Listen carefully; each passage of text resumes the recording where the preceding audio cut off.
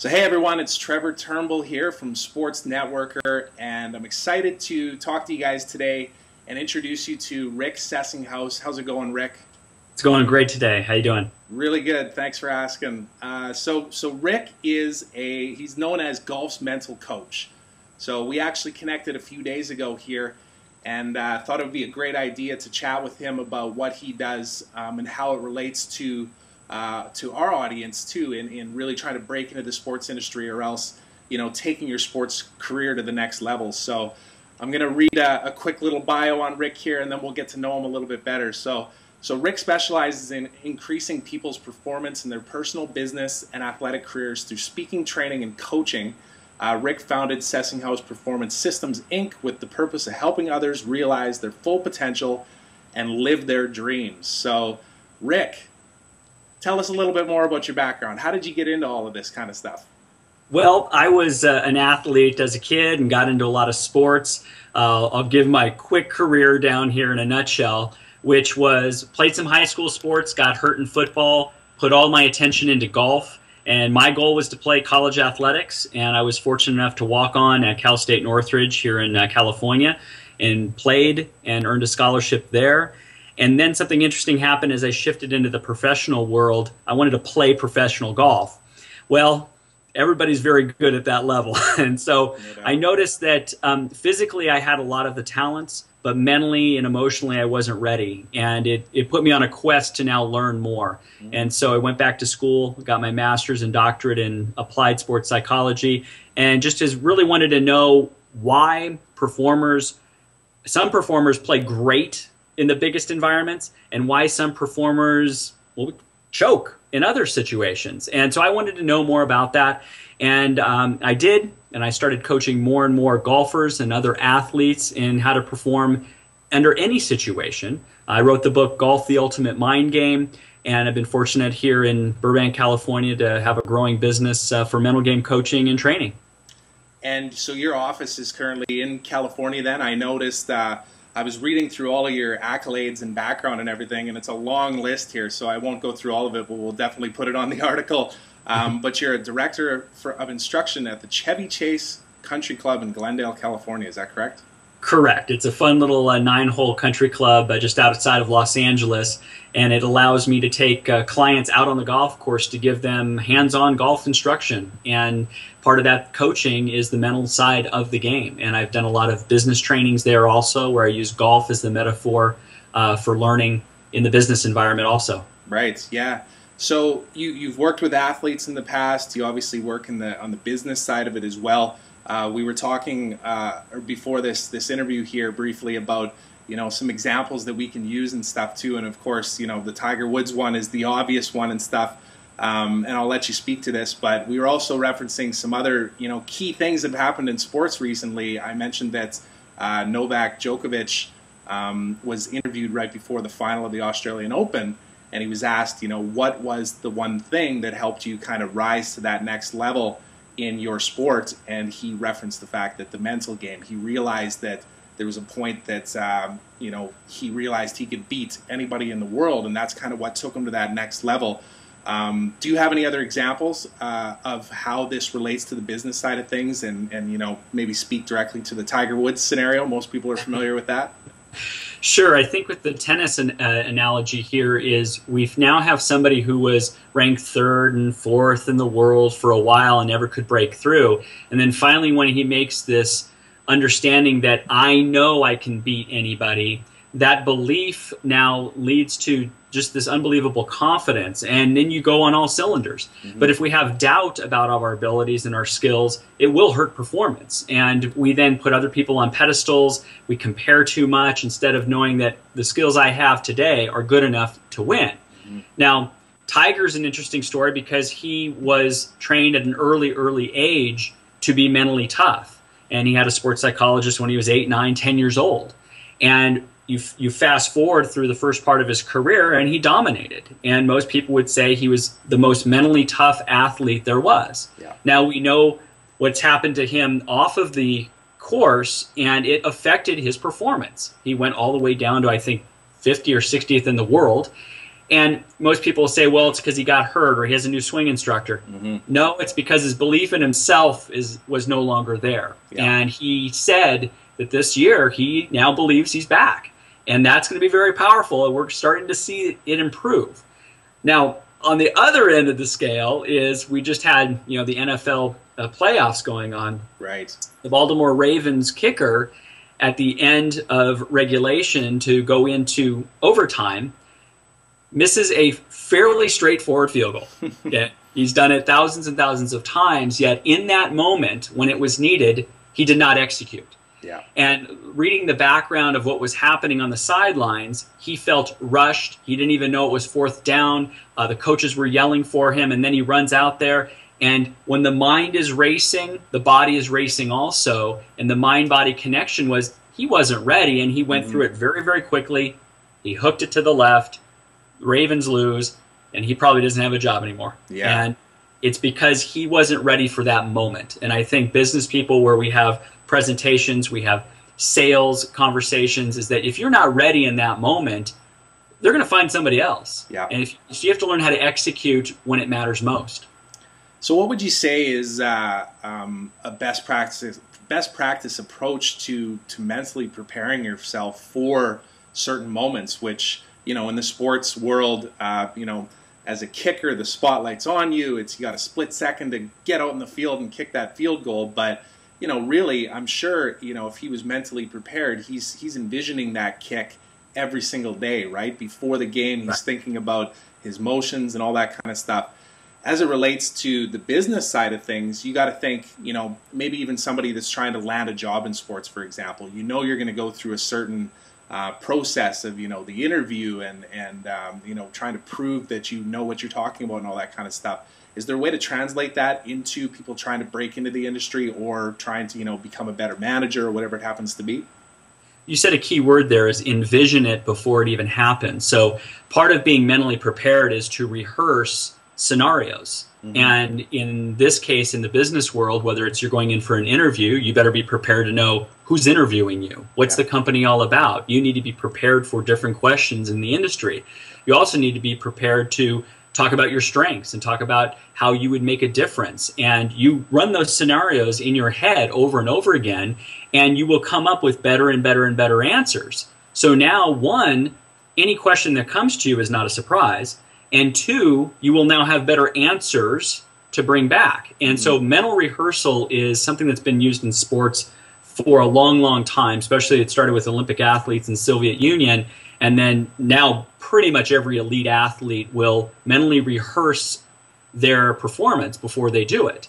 And part of that makes you comfortable, because if you've done it over and over and over again, it's no big deal now when you're actually doing it. And then the mind and the body, it doesn't know the difference between what's real and imagined. So if we are imagining it over and over again, you are actually feeling the anxiety and the fears, and then you can deal with them better because, hey, you've rehearsed it and you've prepared and you've practiced. So I think it's underutilized of the idea of mentally preparing for something. And so I tell a lot of people about if-then scenarios. If this happens, then I do that. Right. You're ready for a lot of different situations that could happen. Some are bad and some are good. Yeah. But you're now ready to perform. Yeah. Well, we actually speak to this in a lot of the webinars and stuff that we do too. This is really the power of some of these social tools like LinkedIn that people can take advantage of. You talk about preparing for an interview, right? Understanding the job that you're applying for, the person that you're going to be meeting, knowing their personality type and their background and their story and stuff. It goes a long ways to be able to kind of break the ice, I guess, and feel comfortable walking into any situation. That's definitely something that we preach here at Sports Networker as well. So I've got another question. We get asked this one a lot from our audience, and I actually didn't give you a heads up on this one, but I'm going to fire it at you anyways here, Rick. Sure. A lot of people ask us, they're trying to break into the sports industry, but the sports industry is pretty widespread, right? There's ticket sales, there's marketing, there's sponsorship, there's events, there's all these different things. And we get asked a lot, is it important to focus on one thing and be really good at it, or do you try and, learn a little bit about everything and, break into the industry that way. What would your take be on that from your approach from the mental coaching side of things? I'll give you my personal opinion on how it's affected my personal profession. Sure. Okay. When I first got into performance coaching, I felt I could be everything to everybody. Okay. I'll just market to everybody. And it didn't work. Now, then I went back and I have a speaker or an agent who's books my speaking engagements. And she just said, go to your strengths. What do you know so well? And I said, well, golf, obviously. I'm a professional player, a PGA member. I've been in the business my whole life. Yeah. And so I needed to now specialize. And when I did that, it's interesting. Yes, I became known as golf's mental coach. And in my area, a lot of top junior college players come to me because they know I know the game. And I have instant credibility with them, instant rapport with them, and it helps my coaching. The byproduct of that is when I'm getting great results in my strength, other people come to me, well, do you work with students with piano, or do you work with them taking tests? And I go, yes, because performance is performance. It doesn't matter in what area. And they go, oh, great. So that's how I've done it, which has really helped me, is go to my strengths, be an expert in one area. And then for me, I know that it can go to many other areas. Yeah. I have to dominate my part of that industry first. So that's what's worked for me. And I think we're getting more and more niched anyways. And if you can own a niche, then people will know how to find you. Mm-hmm. Yeah, no, it's great advice. And we actually speak to that here as well, too. And the idea of, picking that one area and, researching and connecting with people that are in that space, and even starting a blog from an individual perspective to showcase your expertise in a certain area. It really kind of puts it out there because, other people are Googling your name when you walk in for that interview, too. Whatever you put out there is a direct reflection of, how you might perform as an employee or whatever it might be. So, Rick, what would you say is the main focus for your business right now? Just to, give a sense, like you say, focus on what you're good at, which is obviously the golf side of things and how it relates to mental coaching. Where would you say your main focus is at right now, and how people can connect with you is to get the most value from what you have to offer? Well, like I was saying, because I concentrated on my niche, what ended up happening is now I own that niche in my area. And I've been very fortunate that part of my business is growing strong, and it has a great foundation for what my next level of my business is, which is corporate retreats and corporate training. Still using golf as kind of the metaphor for learning. Yeah. I mean, how often do we go to a convention and there's some form of golf being played, or boss plays, or their sales meeting that revolves around golf?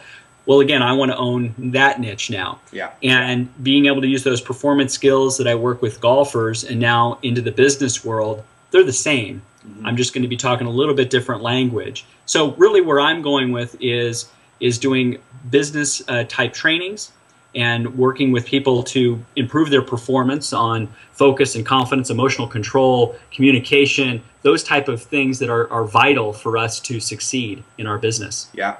And you also mentioned, I'm just going to look at your bullet points here again, you also mentioned neuro-linguistic programming as well. And we don't really need to get into the great detail of that, but maybe tell people a bit about that, because I'm familiar with the term, but I can't even say that I know it greatly. But I know people that have gone through that type of training before and seen amazing results from it. Maybe give us some insight into that. Sure. NLP, neuro-linguistic programming, was made famous mostly by Tony Robbins, the motivational speaker. And it's two things that I really got out of it was, one is communication, is how do we communicate to ourselves is going to be a reflection on the results that we get. And every one of us has a different reality in life.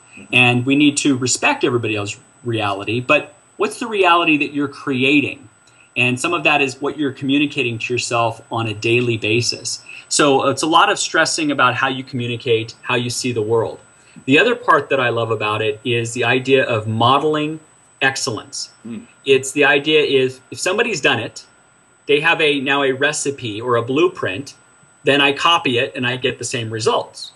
And what I found is that it cuts down the learning curve. If I have a model now to copy, and you see this with so many different businesses and so many, if that, I know if I go 1 through 10 and I do these things, I'm going to get a really good result, then do them. Yeah. So yeah. part of NLP is modeling excellence to get the results you want. Sometimes we try to reinvent the wheel and instead of saying it's already been done, yeah. so let's copy it and then be who we are in the process. So that's kind of the two main things. There's a whole bunch of other stuff and other tools and techniques that are used, but those are the two main things, is how we communicate to ourselves. We can always shift that to get a different reality. And then also we can model excellence. We can pick from greatness of what others have achieved, learn from that and copy it. I think that's great advice for all the entrepreneurs out there, because I know myself, I've been, defining myself as an entrepreneur for the last 6 or 7 years. And when I first started out, I thought I had to redefine the model, right? I was me against the world. I didn't want any tips, any advice, no mentorship, that type of thing. But modeling excellence is a great term that really has a number of pieces involved in it. It's really learning from people that have been there and done it before, being able to accept help from people as well. I think the mentorship side of things as it relates to mental coaching and kind of getting to that next level is really undervalued by a lot of people.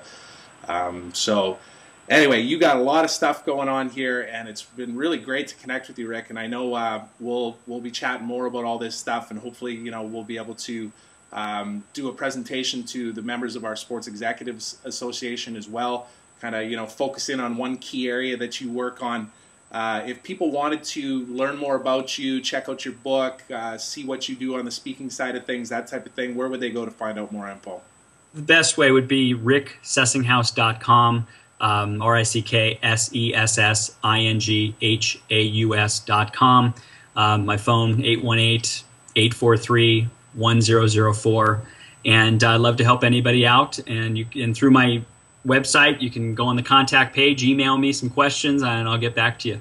Perfect. So I will link that all up for those of you that didn't get a chance to write down the name. But again, thanks very much for doing this, Rick, and look forward to keeping in touch with you. Thank you so much.